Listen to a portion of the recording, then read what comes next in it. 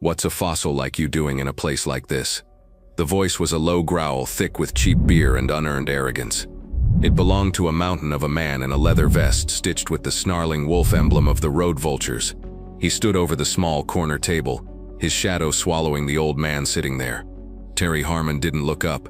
He was 78 years old, with a constellation of liver spots on his hands and a weariness in his bones that had nothing to do with his age. He slowly brought a glass of water to his lips, his hand steady. The slight tremor that sometimes plagued him was, for the moment, absent. He was focused on the condensation trailing down the glass, a tiny cold river in the humid, stale air of the Salty Dog Tavern. The bar was a dive in the truest sense of the word. The floor was permanently sticky. The air was a cocktail of spilled whiskey and regret, and the neon beer signs in the window cast a jaundiced, flickering glow on the patrons. It was a place for ghosts, and Terry was just another one, hoping to sit with his memories in peace. "Hey, I'm talking to you, Grandpa." The biker, whose patch identified him as Scab, leaned forward, planting his meaty fists on the table. The wood groaned in protest. "This is our place. We don't like strangers, especially not broken-down old ones." He gestured with his chin toward the cane leaning against Terry's chair. Terry finished his water, setting the glass down with a soft click. He finally raised his eyes. They were a pale, washed-out blue, but they held a depth that was unsettling. They weren't angry or fearful. They were just observant. They took in Scab, the two other bikers who had flanked him, and the nervous energy rippling through the bar. "I'm not a stranger here," Terry said, his voice a quiet rasp. "I've been coming here longer than that vest of yours has been on your back." Scab chuckled, a dry, ugly sound. "Oh, a real comedian. You got a lot of mouth for a guy who looks one strong breeze away from turning to dust." He deliberately knocked Terry's cane. It clattered to the floor. "You gonna pick that up, or do you need one of your nurses to help you?" His cronies laughed, the sound loud and obnoxious in the suddenly quiet bar. The jukebox, which had been playing a mournful country song, seemed to have fallen silent. Other patrons hunched over their drinks, their gazes fixed on the scuffed tops of their tables, wanting no part of the confrontation. The only person who seemed to be watching was Maria, the bartender. She stood behind the bar, polishing a glass with a little too much force, her knuckles white. Terry Harmon bent down, a slow, pained movement that was a testament to old injuries. His hip protested with a dull ache, and his knee, a roadmap of surgical scars, sent a sharp signal of complaint up his thigh. He ignored it. Pain was an old companion. He gripped the smooth, worn wood of the cane's handle, his fingers finding their familiar grooves. As he straightened up, the effort was visible, a slight sheen of sweat on his brow. Scab saw the struggle and his grin widened, revealing a row of stained teeth. This was the weakness he was looking for, the confirmation of his own superiority. He saw a frail, disabled old man, an easy target for an evening's cruel entertainment. He couldn't see the steel underneath the fragile exterior, the discipline forged in crucibles he couldn't possibly imagine. "See, pathetic," Scab sneered, his voice carrying across the room. "You should be at home in your rocking chair, not taking up space in a real man's bar." "This bar is for anyone who wants a quiet drink," Terry stated, his voice even. He placed the cane deliberately beside his chair again. He wasn't engaging, he was enduring. He had endured far worse than the loud-mouthed posturing of a barroom bully. He had endured the suffocating heat of jungles, the biting cold of high-altitude nights, the terror of ambushes, and the profound, aching loss of brothers. The insults of a man like Scab were like stones thrown into an ocean. They made a small splash and were gone. But Scab wasn't used to being ignored. His frustration began to curdle into genuine anger. He needed a reaction. He needed to prove his dominance, not just to the old man but to his crew and the rest of the bar. His gaze fell on Terry's simple, worn red shirt. "What are you hiding under that thing, old-timer?" he growled, reaching out. "A bag? A colostomy bag." His friend snickered. Terry's eyes hardened, just a fraction.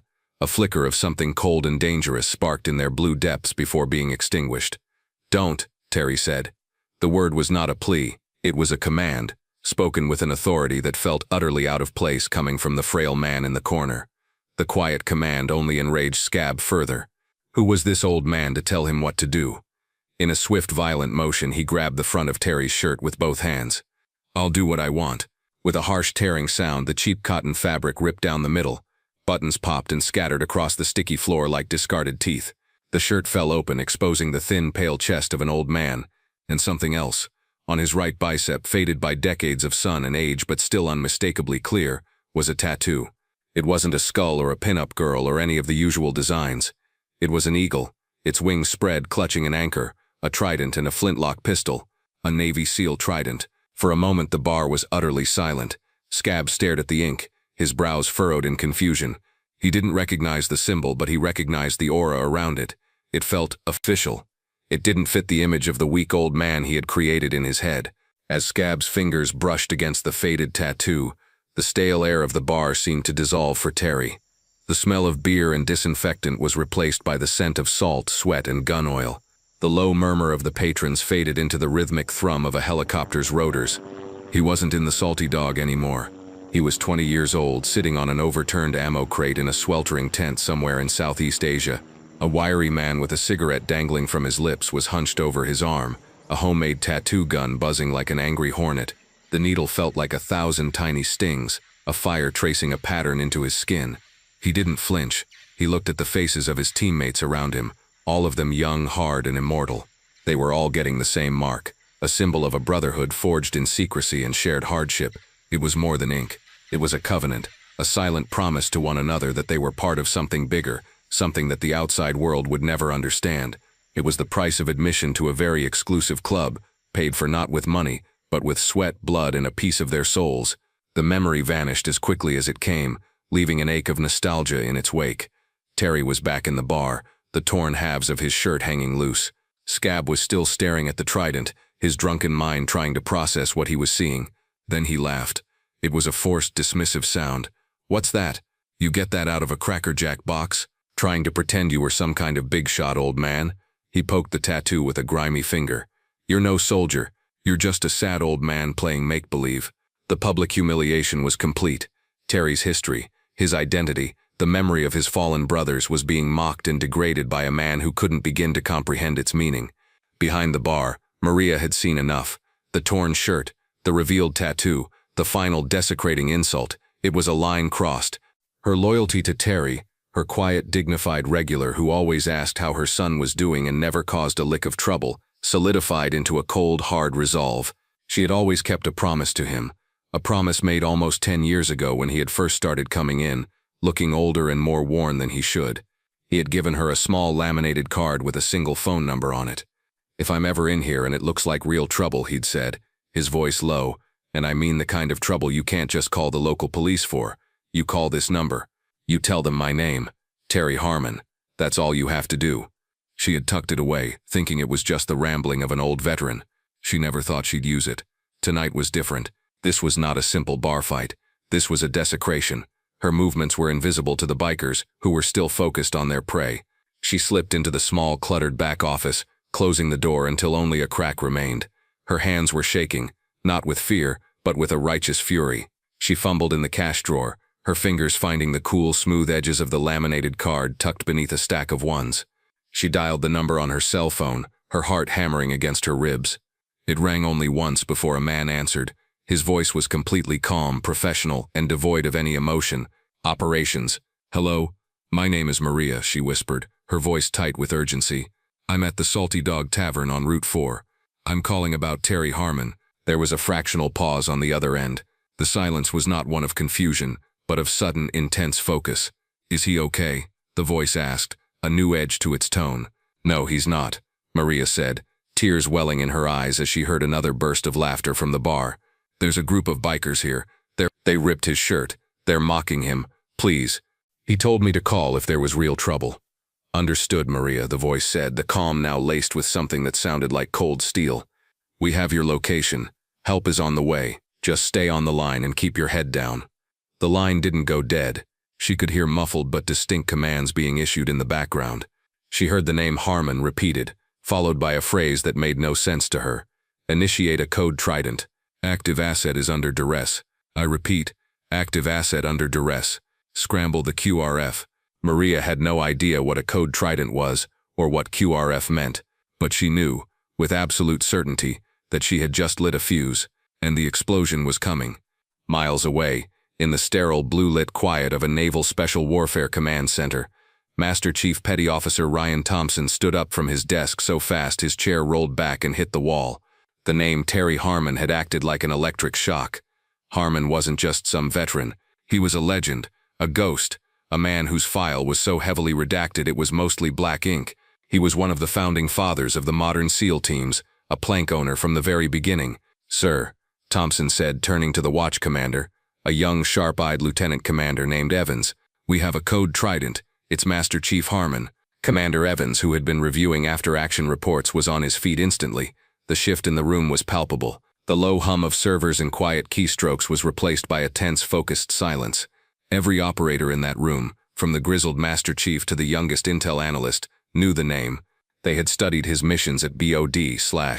His tactics were literally written into their training manuals. To them, Terry Harmon was what King Arthur was to a knight. "Location?" Evans asked, his voice sharp and clipped as he moved toward the central operations map. "A civilian establishment." "The Salty Dog Tavern, Route 4, Thompson reported, relaying the information from Maria's call. "Civilian witness reports he is under physical duress from multiple hostiles." "A biker gang." Evans' jaw tightened. The thought of a man like Terry Harmon being manhandled by a pack of common thugs was an insult of the highest order.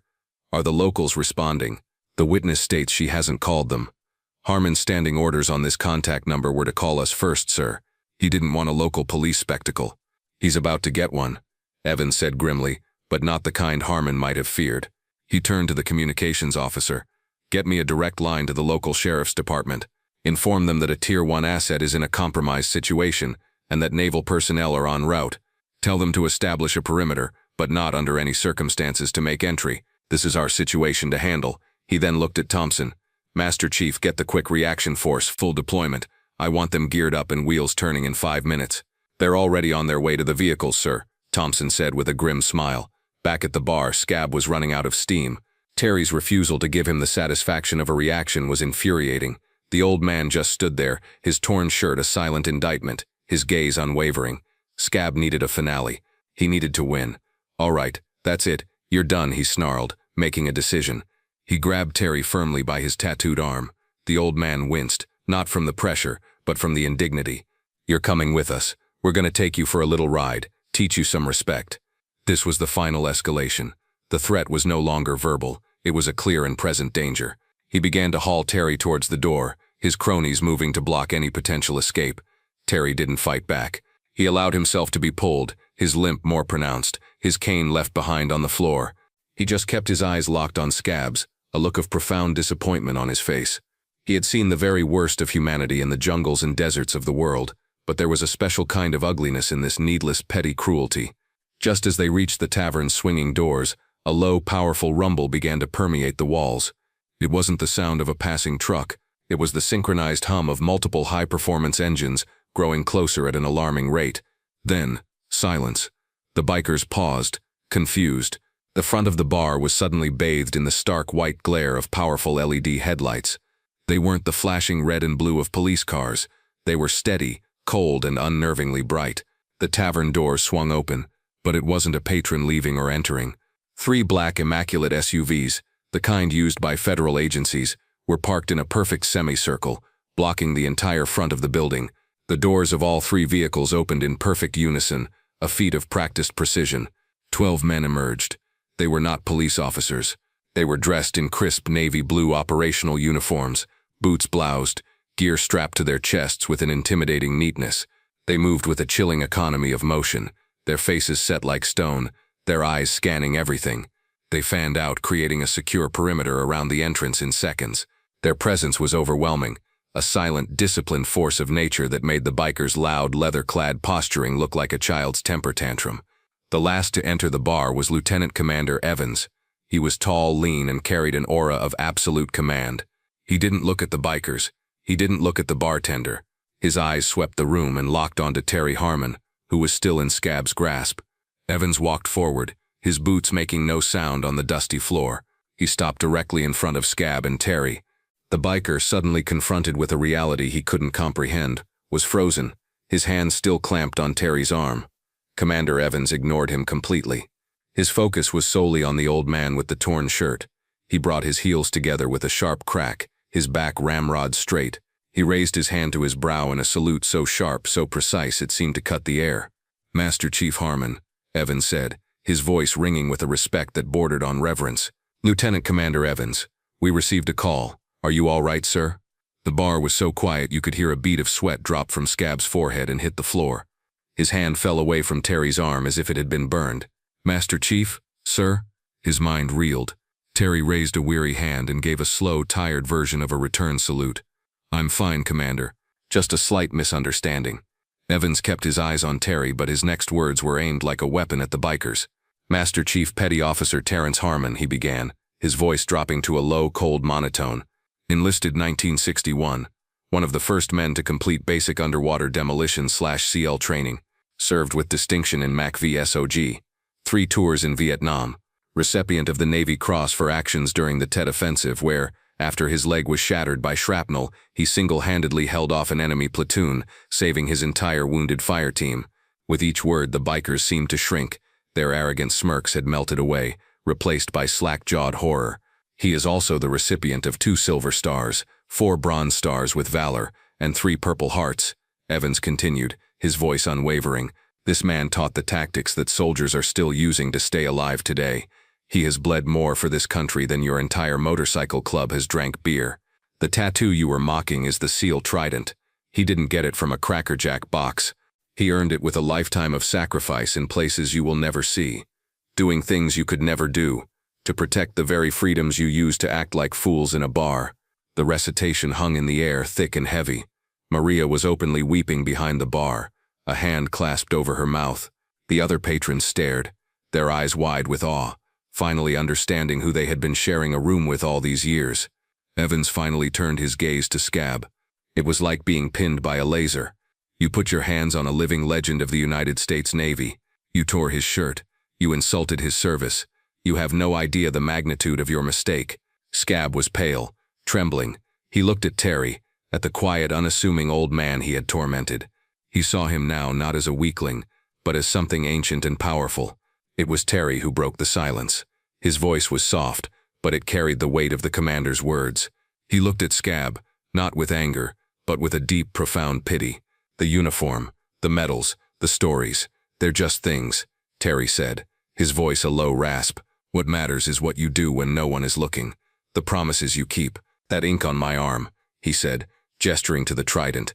"It wasn't for you. It was for them, the ones who didn't come home. It's a promise to remember." He paused, his gaze sweeping over the terrified bikers. "Respect is something you give freely. You can't beat it out of someone." As he spoke, Terry glanced down at his own leg, the source of his limp and Scab's mockery. For a fleeting second, the bar disappeared again. He was on his back, the Vietnamese mud cool against his skin, the air thick with the smell of cordite and blood. He could feel the blinding, white-hot pain where his fibula used to be. He saw the face of his young radio man, pale and bleeding out beside him, and he remembered the surge of adrenaline, the sheer force of will that allowed him to get up, to lay down suppressive fire, to drag his friend to the extraction point, his own leg leaving a crimson trail in the dirt. The limp wasn't a disability. It was a receipt, proof of purchase for another man's life. The wail of a police siren, late to the party, finally broke the spell. The local deputies arrived to find a scene they couldn't possibly process, a dive bar surrounded by silent, professional naval operators, and a group of terrified bikers being stared down by an officer who looked like he could kill a man with a glance. The fallout was swift and decisive. The SEALs didn't lay a hand on the bikers. They simply provided witness statements to the now very attentive deputies. Scab and his crew were arrested for assault. Word traveled fast. The Road Vultures National Chapter, getting wind that their members had assaulted a Navy SEAL Master Chief, a founding father of the teams no less, unceremoniously kicked the entire chapter out. They were pariahs. Months passed. The salty dog was quieter now. Terry still came in for his glass of water, a new flannel shirt buttoned to his chin. One afternoon, as he was leaving, he saw a man sweeping the parking lot of the grocery store next door. It was Scab. He was thinner, his face drawn. The arrogant swagger was gone, replaced by the stoop of a man who had been thoroughly and publicly humbled.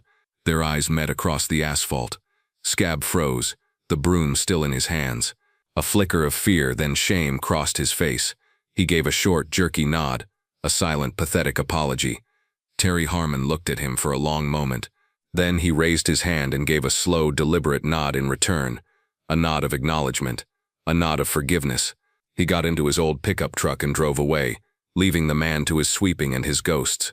If this story of quiet valor moved you, Show your support by hitting the like button, sharing it with a friend who appreciates true heroes, and subscribing to Veteran Valor for more stories about the unassuming giants who walk among us.